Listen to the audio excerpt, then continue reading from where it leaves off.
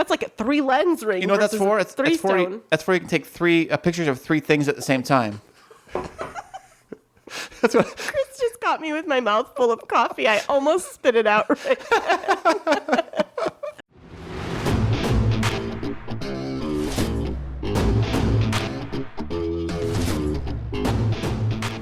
And now, coming to you from the K2 studios in San Diego, California, it's the world-famous Chris and Christine Show. Hey, what's happening, everybody? How y'all doing? I am Chris. And I'm Christine, and welcome to the 12th episode of the Chris and Christine Show. Do-do-do-do. Awesome. Episode 12. 12 makes a dozen, which is like my favorite food, donuts. Yeah, Chris loves donuts, and he loves to get donuts from lots of different places, but his absolute favorite donut is... Which one? The Krispy Kreme? Well, you tell me. Well, I do love Krispy Kreme. Unfortunately, a lot of the Krispy Kremes around the town closed up. There's only like 2 left in the whole city. But don't you like Yum Yum donuts or something like that? Yes, I usually get the Yum Yum donuts because they're open 24 hours, and there's one on the way home from work. So when I get home from work, I will just swing on by and pull up in there and get a dozen for me and for the kids. So when they wake up in the morning, they have a dozen donuts. Yeah, that's so fun. And I'll never forget when the Dunkin' Donuts opened up nearby Chris's house. Oh, yeah. The day it opened, he's like, babe, can you go get me donuts? Oh, it's yeah. like, oh my gosh, the line is like forever long. No, I'm not going to get donuts. That's the first time we actually got a Dunkin' Donuts brand of a restaurant, what do we call them, here in town. It's not that far from me. So yeah, it's not that far at all.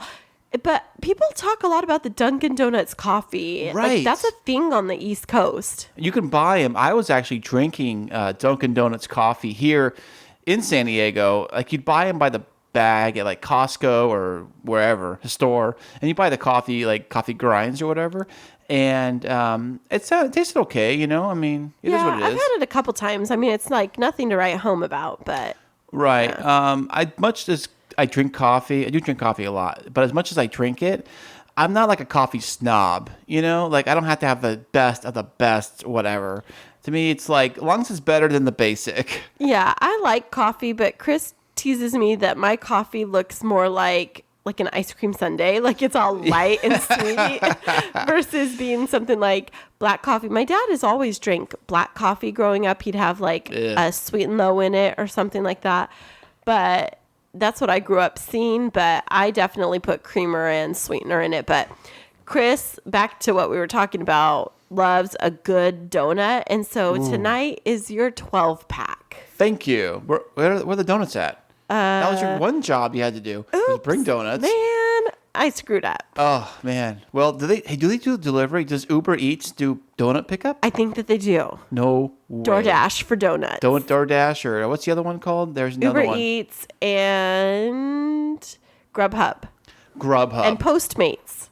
The post office? Postmates. Postmates. Like Postmates, post Grubhub, Uber Eats, DoorDash, and there's a couple others. Oh, okay. Well, when Zeke gets his license and he's 16, we can call it the Zeke Eats. Zeke Eats. Go get us some food.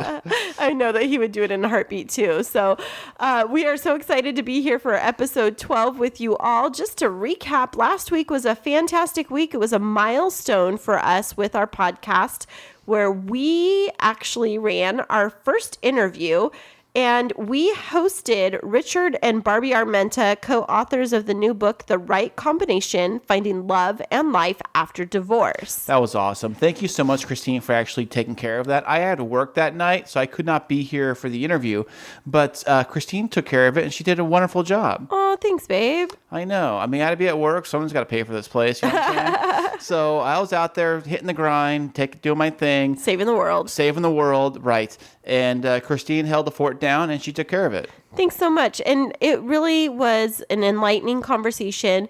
So definitely go and listen back to episode 11 and listen to what Richard and Barbie had to talk about. It's not just for individuals that are dating after divorce. It's for anyone that's navigating complex relationships.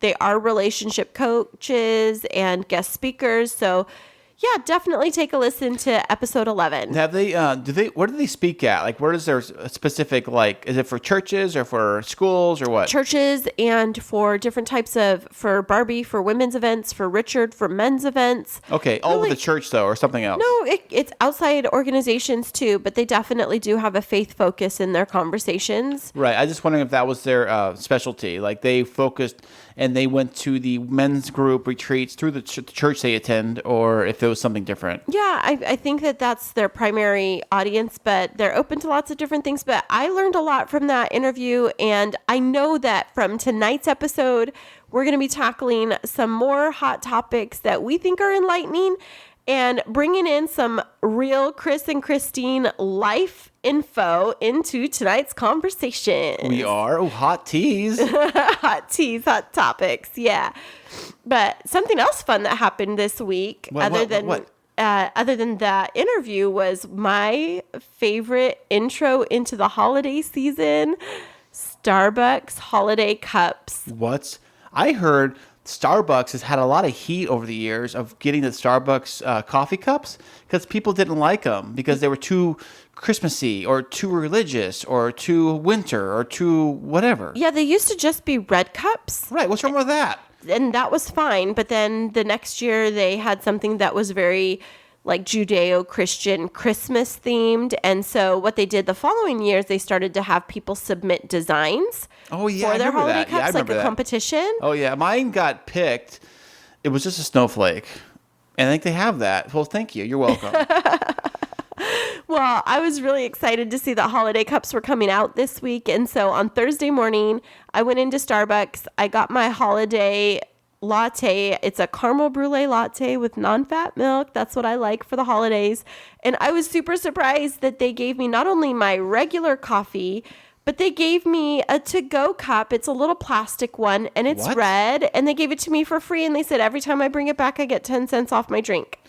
Well, is the cup like 10 cents worth of coffee because it's so small? No, it's a grande cup size. Oh, I thought you said small cup. I just imagining like a thimble or something. No, it was their gift to their customers who ordered holiday drinks on the first day. That's right. I do remember that now. That is fantastic. Thank you. Well, I have my cute little cup in my car, and it goes with me so that when I go and get my coffee, they just put it in that. But it's definitely kicking off into the holiday season, and we have some special episodes in the works that we are excited to share with you over the next several weeks. Right. So definitely stick with us, follow, and subscribe. And thank you guys who have listened and are listening. And thank you guys. And, share the love, tell your friends. And, yeah, Yeah, we really appreciate your loyal listening, our loyal listeners, Yes. because it really does help put some wind in our sails when we hear your stories of how a topic has made you think or made you laugh or connected with an experience you've had. And so that's what we do, is we try to design episodes that sometimes tug at your heart and sometimes just make you laugh. Perfect. Well said. Well scripted. I love it. And so we have another great episode for you tonight, episode 12. And we're going to be tackling some more hot topics, and we will jump into those right after this. The Chris and Christine Show is now on Instagram at the K2 Show San Diego. Check out our latest pictures, videos, show teasers, and life updates on Instagram at the K2 Show San Diego. And now it's time for Hot Topics. Do. Awesome. Can't wait. What you got today, baby? Well, before we hop into this, I just want to fill you in on something Chris and I have been talking about and came up again during our little promo break. And we are on the verge of needing to upgrade our iPhones. That's right. I get the emails all the time from Apple and from AT&T. They says upgrade. I'm like, okay, yeah, but I got to get over to the store. I got to do it, or I got to back the phone up, and it's like a process, and I'm so lazy. That's really the truth. I'm so lazy, but I'm like, my phone works, and What's the new phones do? I got a buddy at work who always gets the newest phone. Not Apple, but he always gets a new phone. Like every new phone, he has to get a new one. And I'm like, well, what's that phone do that your last one doesn't do? Because unless it like makes you coffee and cleans your room for you and drives you to work, I mean, if it doesn't do that stuff, then what's the point? Yeah. Well, I take a little bit of a different approach to it. I'm a very, very sentimental person, and I like to hold on to things that have a sentimental value to me. And Chris and I met, we've said this before, on Match.com, and I have the same phone that I had when we started dating. And so do I do too. Yeah, and I keep all the text messages. Chris actually just deleted all his photos from the phone because he backed them up to the cloud. That's right. But I keep all of our text messages and all of our photos on the same stream. And I'm kind of hesitating on upgrading that phone because I don't know, I'm kind of attached to it. And evidently, I'm not the only one. Yes. We have a story here out of the UK. The UK. The UK. Now, check this out. It's kind of similar to ours, but it's a couple that met on Tinder, and the topic goes like this. The couple who met on Tinder relied on their phones to foster the first sparks of their romance. They have gotten engaged using a ring made from their old phones. What? Yeah. So get this one, Chris. What? This couple met on Tinder. Yeah. And then when the guy was thinking about proposing, right, he decided to use pieces of their old iPhone to compose the ring that he proposed to his girlfriend with. Way. Yeah. So apparently some of the components of the phone that are inside actually have gold in them. It's like, really? Yeah, it's like 9-carat gold. Is that why they keep offering to buy your old phones? They want the gold, right? Maybe. It's not a ton of it, but it's 9-carat, so it's not really high value gold. Oh, it's not? It's softer. I don't know what that means. I thought lower numbers were high or better. No. Oh, well, no, it's purer the higher you get. So it has less impurities when it's like 24 karat. Okay. But what this guy did is he took their phones and took it to this, it's like a recycling jewelry place. And so they pride themselves on minimizing waste and taking old objects like iPhones and electronics TVs, and converting computers, stuff like that. converting it into jewelry. And so they took the different pieces of the phone and they made it into a ring. And so here's what it says. The ring is made from the handset speakers and microphones that the couple used to whisper sweet nothings to each other, the cameras they used for selfies and video chat when living apart, and a 9-carat gold band created using the very circuit boards that kept those phones alive. No way. That's fantastic. Yeah, but I took a look at this ring, and it's really, like, new age looking. So it's... Well, you would expect. Does it have, like, a little the screen on it and, like, you can text on it? No, but instead of having any type of semi-precious stone or precious stone in the center of the ring... Oh, what is the center stone? It's the camera. That is awesome. Have you ever looked at the inside of your camera on your phone? It's like you keep looking and looking deeper and deeper because there's all like those different little rings in there and the lenses. Then it's like a weird blue color tinge to the little camera thing, whatever it is, it's inside the very center. And so I always look at that. I'm like, that is so cool looking. Yeah, so they use that for the center of the ring, and then the band is built from the circuit boards, and then the pieces of the speaker make up the sides right next to that center stone. And it's a really interesting looking engagement ring. But it has this incredible sentimental value to them. Absolutely. I mean, that is like... You look at that thing and you're wearing it and you're like, that is how we met, literally. Literally. And physically. Yeah. And then you don't have to worry about it just like going into a junk heap anywhere. And so I was reading that story and just thinking about that. Like, how would you guys feel if you created your engagement ring or wedding band out of your old iPhone? I think that is super, super cool. But I love like sentimental gifts like that. Like the sentimental gifts that Christine got me for my birthday are unbelievable. I love them so much. And that's what she does. She gives very sentimental gifts. And I can see Christine doing something like this. And why didn't I do this? I should have thought about doing this. I spent all the money I spent on my ring, or sorry, Christine's ring. Sorry, but I wonder what was the cost to do this? You think? I don't know. It didn't say, but I was thinking of looking that up after the show to see what something like that would go. Well, check this out. Put this in perspective. I believe a new iPhone, or even an old iPhone like that, it's probably worth maybe $500, right? I don't know. The new ones are going for $1,500. Well, we're talking like the biggest one and the biggest memory. Right, that one has 3 cameras on it. Imagine that ring. That's like a 3. That's like a 3 lens ring. You know what that's for? It's that's for you can take 3 pictures of 3 things at the same time. That's what. Chris just got me with my mouth full of coffee. I almost spit it out right now. Oh, that's what that's for. But what I'm saying that the camera, the phone they had was probably older. So you bought if you were saying we're going to do this, right? And you bought an old phone for say a couple $100. It said it was an iPhone 5S. Well, that's an old phone. Gosh, that was probably. You probably can get one of those for maybe a few $100s if anyone's still selling them.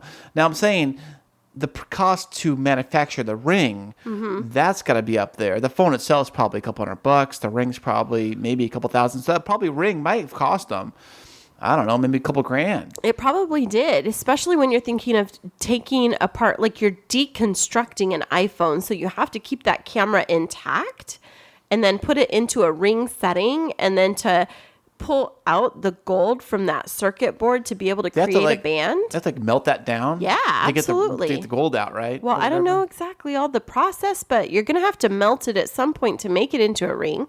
That's awesome. I have high respect for these guys. This guy is getting very creative. Yeah, absolutely. And if he spends over the price, now I would love this guy more if he got a super good deal on this ring. If he got this ring for like super, super cheap compared to, say, I don't know, like a regular wedding band, give him props. I love the dude to death because he saved a bunch of money, saved the iPhone, got sentimental value. It's worth more to them than probably a regular ring because it's sentimental value. Right, definitely. And it's definitely a one-of-a-kind creation that right, that's what I'm saying. Beyond just even the sentimental value, it's just very, very unique. So props to this couple for coming up with a really innovative way to catalog their love and to keep it for all eternity. Oh, man. Well, good luck to them. Did they get married already? Do you know?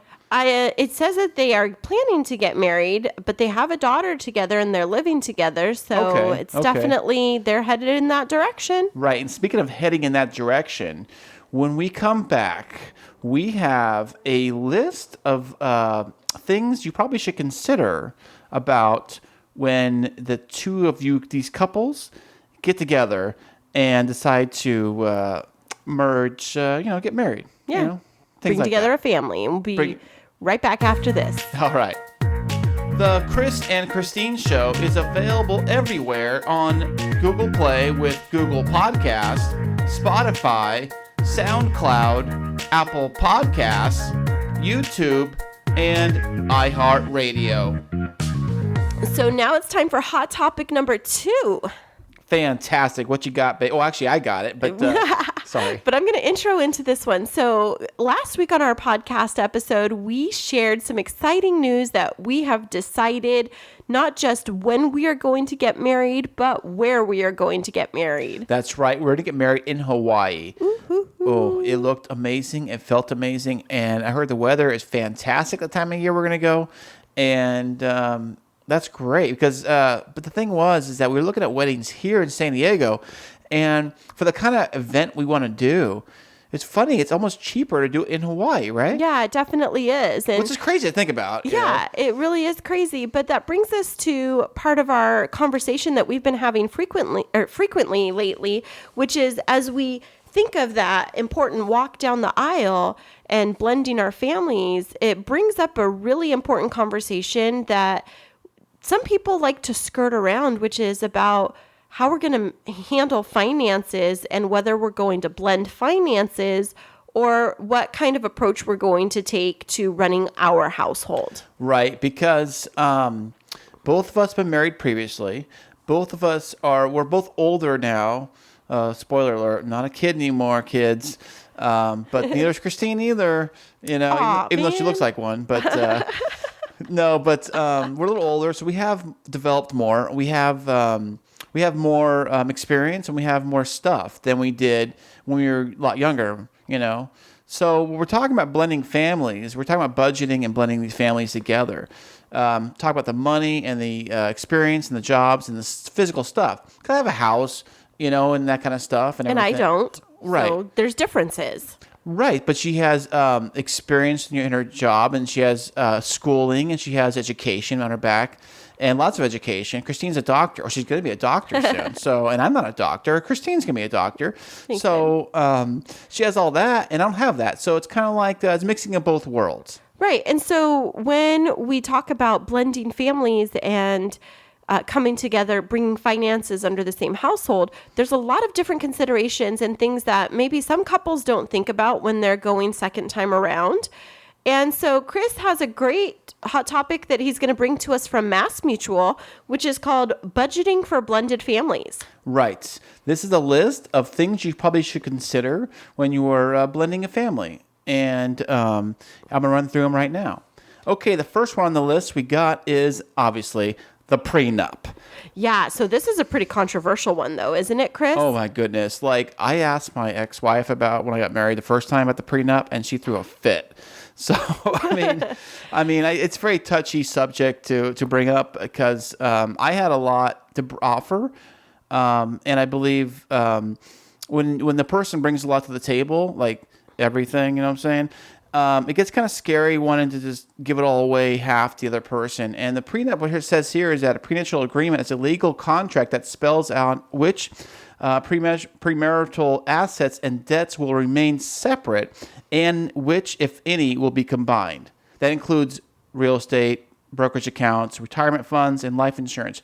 It also specifies that each person's property rights are should the marriage end in divorce. And now here's the thing with prenups, because I used to be in this state of mind where it was, well, prenups are only for people that are going to end up getting divorced. But as I've gotten older, what I realize is that these types of agreements really help outline how we respect one another and what we bring to the partnership. And it allows for the conversation to happen that sometimes doesn't happen about like what happens in a worst case scenario if one of us was to get in some life altering kind of accident. How was the other provided for? What are the boundaries? What do we think is off limits? And it's really not about what's yours is yours and what's mine is mine, but it's let's put everything out on the table and have complete transparency. And I know for some people that go through that process of the prenup, just the process of going through it helps them realize, wait, we aren't really the right compatibility when it comes to finances. Yeah, I've had a couple of friends that have gone through that process and realized, you know what, it's just, I'm glad we talked about all this because this isn't going to work. Wow, that's crazy. That's not the case for us. Chris and I, before we even got engaged, we had a conversation about what our feelings are for prenups. We don't know yet whether or not we're going to decide to get one, but we're not opposed to it should the other really be passionate about it. Right. I'm not going to argue that. Now, the next thing on the list is, this is a big one. This is kind of on the same line. To merge or to not merge your money. Now, paying bills in a blended family can be problematic too, especially if the one or the two parties make significantly more than the other one.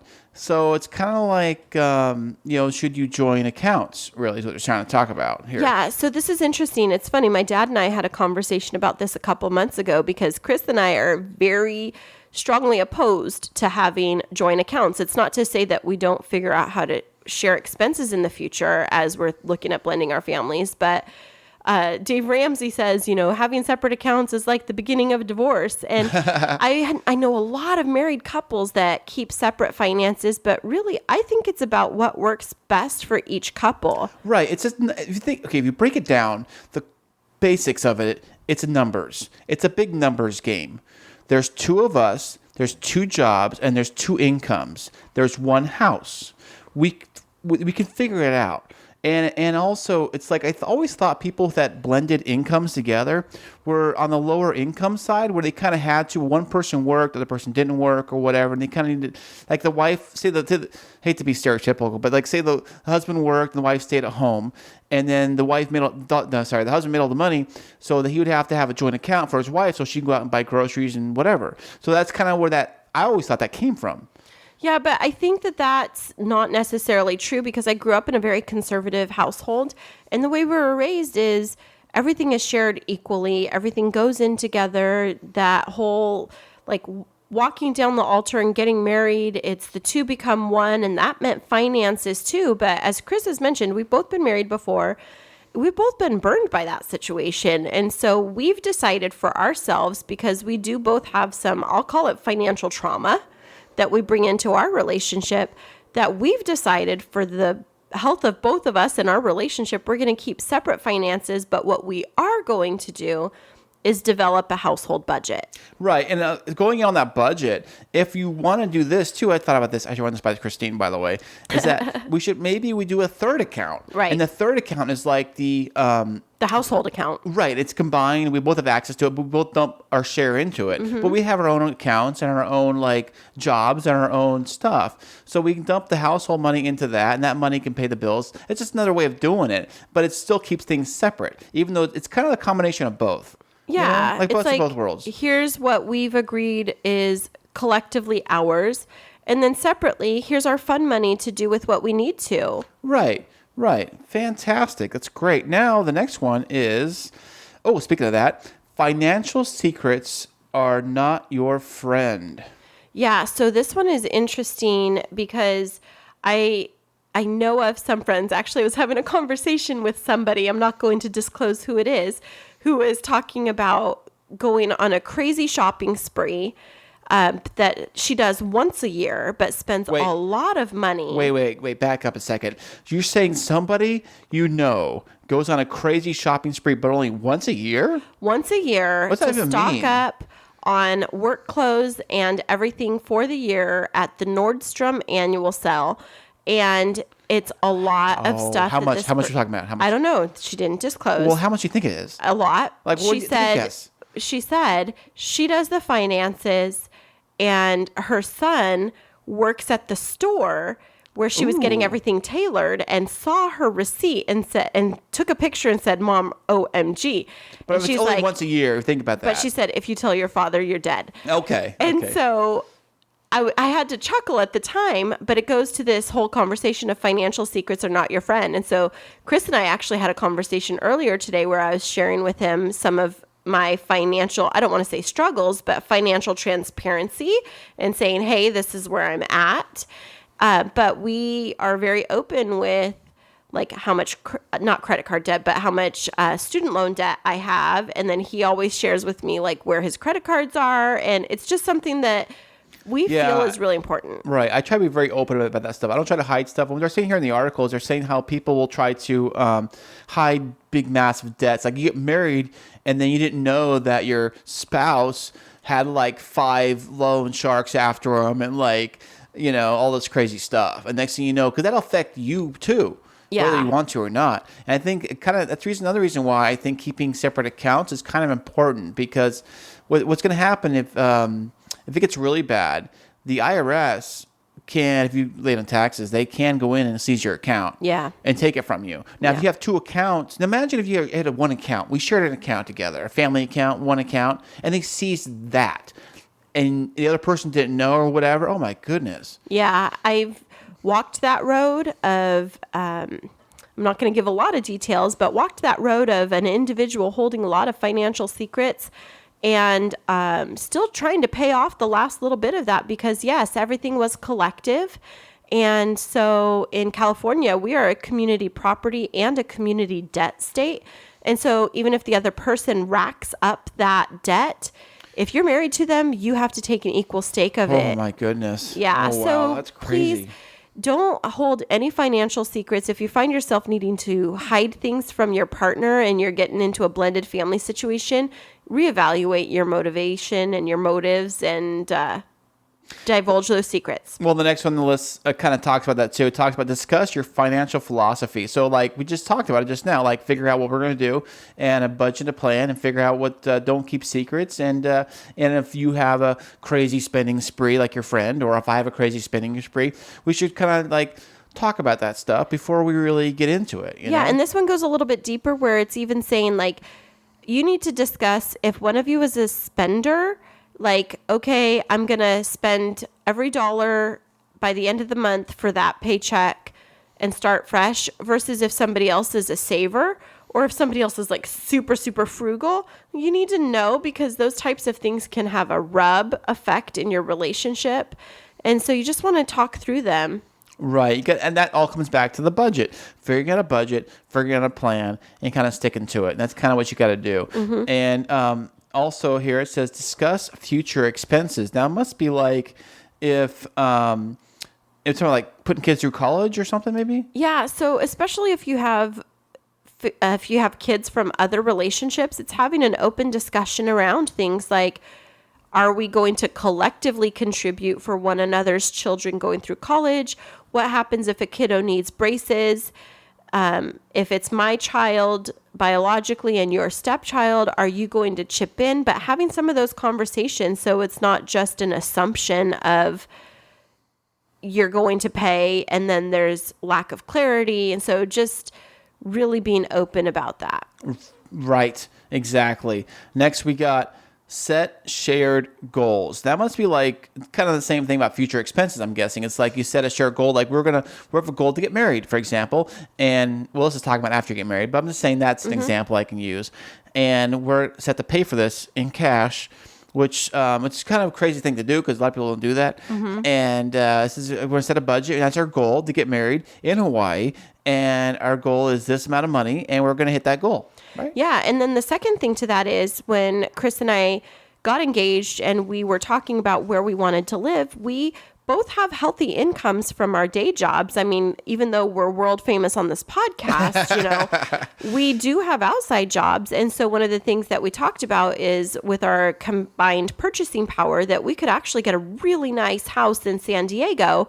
But we've decided for our financial goals to stay and to live in Chris's home, which is a very nice home. And we're gonna work on adding some flair to it the way that we want to. Yes, Christine's going to design. She has this whole redesign for downstairs, and he up here too. And I said, go right ahead, because I'm kind of like living like a bachelor a little bit, So I kind of like whatever. I'm more function than fashion when it comes to stuff around here. So right, but we did talk about, because we have a little bit more of a combined purchasing power, the idea of snowballing the cost of the house, like adding more to the mortgage payment every month so that we could pay it off quicker and get more equity. Now you're talking my love language. Right. But that's what this is about when it's talking about setting shared goals, is that we have a shared goal of when we get married, snowballing those mortgage payments and making some bigger payments so that we can pay this off a lot quicker and be debt free. Right. And speaking of money, again, we got discuss inheritances. Now, I'm assuming this means that, like, if you want to leave money, who gets it? Do my kids get my thing, and then Zeke gets Christine's thing? Or I'm kind of confused by it. Or is this talking about, like, if I got a bunch of money, do I share it with my wife?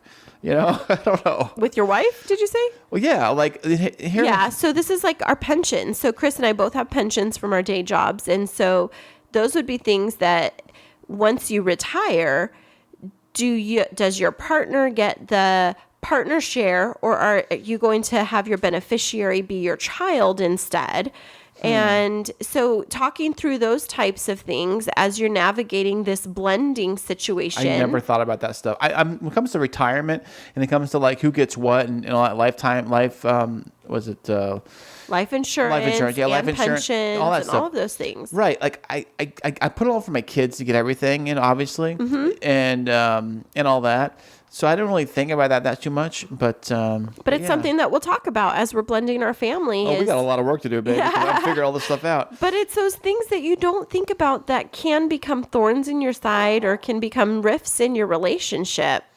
Right. And finally, we got here, it says revisit the plan. So I'm assuming this means go back to the budget, figure it all out, and just schedule, regular check-ins when you like get things rolling. People tend to kind of get in their ways, and they kind of like deviate from the plan that we had set in stone. I told you we're gonna do this. Oh man, were you really serious about that? I forgot. Oh, I said, honey, we're saving that X amount of dollars for this. Oh, but I really want a new Xbox. Or my car needed new rims. I don't like the old ones.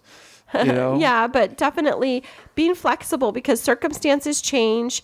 You never know. Something might come up with a kiddo. There might be an unexpected expense, something. So making sure that while you do all of these things and you set things in place, that you revisit it and that finances are a frequent conversation. The stats are really high for the divorce rate. And last week on our interview, we even cited the data that 67% of second marriages end in divorce. Wow. And I believe that a lot of that has to do with people not being willing to talk about the hard things like finances. Speaking of finances, and there's another thing too, living here in Southern California, living here in San Diego in particular, it's very, very expensive to live here. And I just heard a stat that in California in general, for the last 7 years, more people have left the state of California than have come in. Wow. Because it's super expensive to live here. And I bet you finances is a big cause for that number to be 6-7%, like you said. And I bet especially here, this whole list of finances and talk about financing and sharing incomes and budgeting is probably super important for a lot of people, because a lot of people probably don't talk about that. And they just go whatever, and they just try to wing it. Yeah. And they get married, and then bad things happen. And so even though we're talking about the context of this being for blended families, there's some principles in here that apply to people that are first timers getting married. Right. You might not have to take into account stepchildren and things like that, but talking about things like how you're going to manage your household budget, shared expenses, joint accounts versus not. I think it's really important that everybody has transparency around finances, and we are here to support you. All right, and now it's time for your favorite part of the show, Would You Rather? Would you rather? Fantastic. What you got for today, baby? All right, Chris. This one is a great one in the spirit of things relationship and finance. Are you ready? Ooh, perfect. What you got? Perfect. Chris, would you rather be in a relationship with someone with a low credit score but a high work ethic, or someone with a high credit score that is entitled and never had to work for anything in their life? Well, wow. Gosh, let me tell you something. You can always fix a low credit score. You can't fix spoiled, and you can't fix entitled. Right. Especially when no one's going to tell them no. So, and honest to God, I've had super, super low credit scores. The story of my life personally, it's been a down, an up and a down, a lot of down, and then an up. And I've had my credit score at one point was probably 400 or 405 or 410. It was super low. You can't get nothing with that. And I've built it up, and I've had good work ethic, and I've built it up to what it is today, and I've gotten houses and cars and all that stuff. So, and I respect anybody that's gone through the same journey that I have. So I would definitely date somebody that had the low credit score and the good work ethic. What about you? Yeah, same here. And that's a little bit of our story. Is when Chris and I met, I had just rebounded from some real financial devastation from my divorce. And he was super transparent with finances in the very beginning. It was really refreshing where he opened up the Credit Karma app, not an ad, but it is what we use. And he was like, oh, here's my credit score. And I was like, I did? yeah, you did. Oh, okay. I mean, not like on our first date. But That's what I thought you meant that. No, in our first couple of weeks when we were dating, I remember we were having dinner at a restaurant out in East County in San Diego. It was a little Mexican restaurant. And we were talking about finances and credit score. And Chris showed me his, and then I just was really open with him. And I said, mine's not there yet, but here's what I've been doing to work on it. And he knew that I've been a hard worker and was just in a real unfortunate set of circumstances. Right. And so same like him, I've walked that journey. But I appreciate a person that doesn't make excuses and is working hard to change their circumstances. Yes, that's key too, is making sure the person is working their way up, not back down into the grave of finance problems. Yeah, you definitely want to stay out of that really deep debt spiral. Right, and people that are spoiled and are entitled, they kind of like, hey, whatever, I got more money's coming. I got the money tree, aka daddy, or whatever. Or whatever, whatever it is. And they kind of like don't have a good respect for any, and also not just with money, but property too. Somebody said this many, many years ago. If you have two 16-year-old kids, say Zeke's going to be 16 soon, two 16-year-old kids, one totally spoiled, got everything they ever wanted, and Zeke, who saved up his entire allowance and bought his first car. Say it's like kind of an older car, cheap car, used. Zeke bought it. Then he got the second kid who was just given a brand new car. In 1 year's time, which car do you think is going to be nicer in the end of that one first year? I guarantee you it's going to be Zeke's. It's not going to be the spoiled kid, even though it's a newer car. Right. It's going to be the one that worked for it. Right. Because you have a value and appreciation for something that you had to earn. Exactly. That's my point exactly. Yeah. So thanks so much for tuning in this week. We do want to give a little shout out to our kiddo. Our oldest, Zeke, has started his own podcast, The Zeke Show. Yeah. So no way. The Zeke Show has its first episode on SoundCloud. And so you can look for The Zeke Show on SoundCloud, and I'm going to get that username for you in just a second. Yes, Christine's looking for it right now. She's digging across the room, and she's pulling up her her iPhone, and she is digging around in her iPhone, and she's looking for it right now. Nobody's texting any pictures now or like that. We're going to get this thing going here. And it is The Zeke Show, and Zeke did it all by himself. Yeah, and you can find him on SoundCloud at EWBelcher7887, and his first episode was called Soccer and Sports. He's talking about things that he's passionate about, and so that just goes to show you, friends, share your passions with your kids, because you never know when they're going to come up with their own innovations and walk in your shoes. And so let's give it a shout out to The Zeke Show and to kids being innovative. That is fantastic. And thank you guys so much for listening. And it's been a great week, and we can't wait to do this again. And we will see you guys next week. Remember this week that life is too short to wake up in the morning with regret. So love the people who treat you right, forget about the ones who don't, and believe that everything happens for a reason. If you get a chance, take it. If it changes your life, let it. Nobody said that it would be easy.